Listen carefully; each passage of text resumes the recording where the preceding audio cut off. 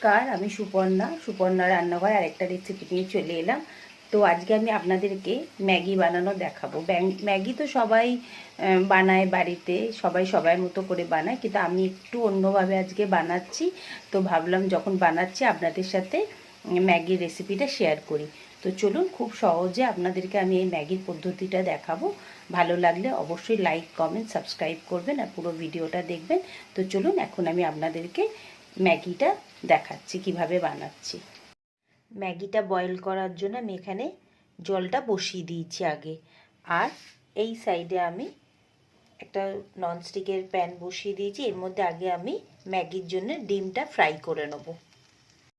আগে আমি অল্প করে একটু রিফাইন তেল দিয়ে দিচ্ছি ডিমটা ভাজবো বলে। ডিমের মধ্যে আমি 3টে ডিম নিয়ে নিয়েছি আর অল্প একটুখানি নুন দিয়ে দিয়েছি। তেলটা গরম হয়ে গেছে, ডিমটা আমি দিয়ে দিলাম।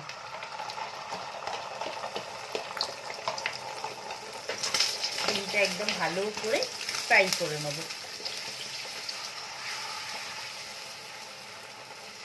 ডিমটা ভাজছে, তার জন্য আমি একটা মশলা রেডি করছি। কিছুটা আগে রসুন দিয়ে দিয়েছি, পর আমি চিলি ফ্লেক্স দিচ্ছি, অল্প করে দেব।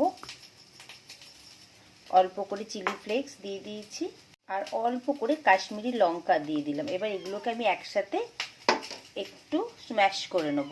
এইভাবে আমি একটুখানি এটাকে এখন থেতো করে নেব। ডিমটা একদম ভালো করে ভাজা হয়ে গেছে। এবার ডিমটাকে আমি আগে বার করে নিচ্ছি। তেলটা গরম হয়ে গেছে।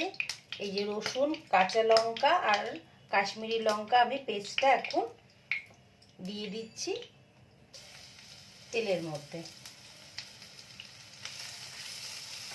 দিয়ে গ্যাসের ফ্লেমটাকে এখন আমি মিডিয়াম করে রেখেছি।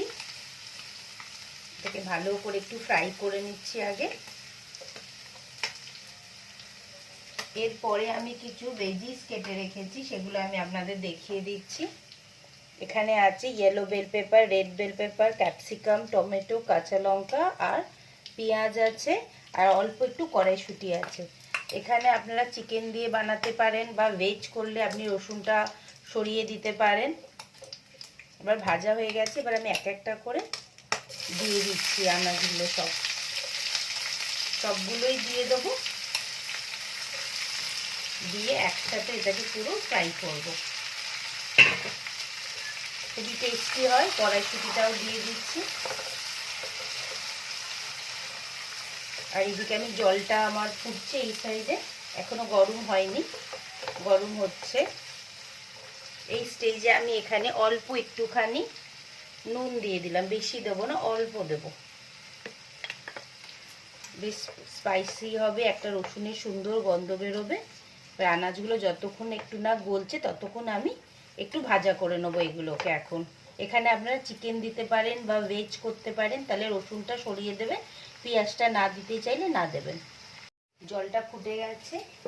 আমি এখানে 4টে ম্যাগিকে টুকরো টুকরো করে কেটে রেখেছি। পুরো ম্যাগিগুলো এখন জলের মধ্যে দিয়ে দিচ্ছি। ম্যাগিটা গলে গেছে, এখন জলটাকে আমি ম্যাগি ঝরিয়ে নিচ্ছি।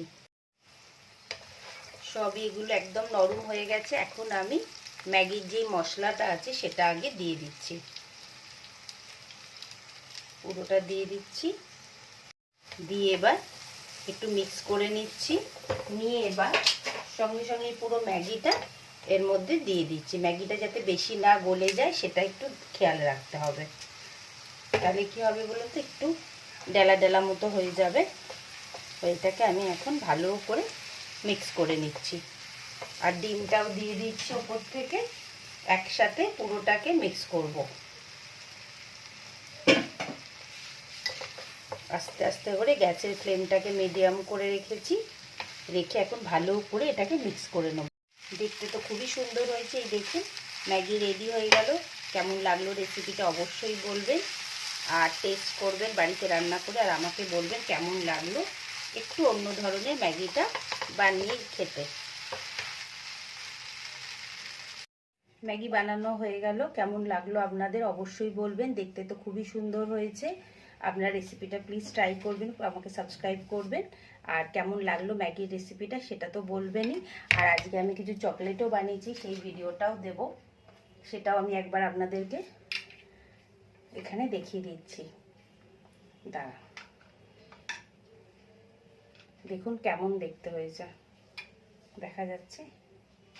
এই দেখুন, এই চকলেটগুলো বানিয়েছি আমি, ভিডিওটা দেব, আপনারা দেখতে পাবেন, সুন্দর দেখতে হয়েছে। তো আজকে টাটা, আবার একটা রেসিপির সাথে খুব তাড়াতাড়ি দেখা করব।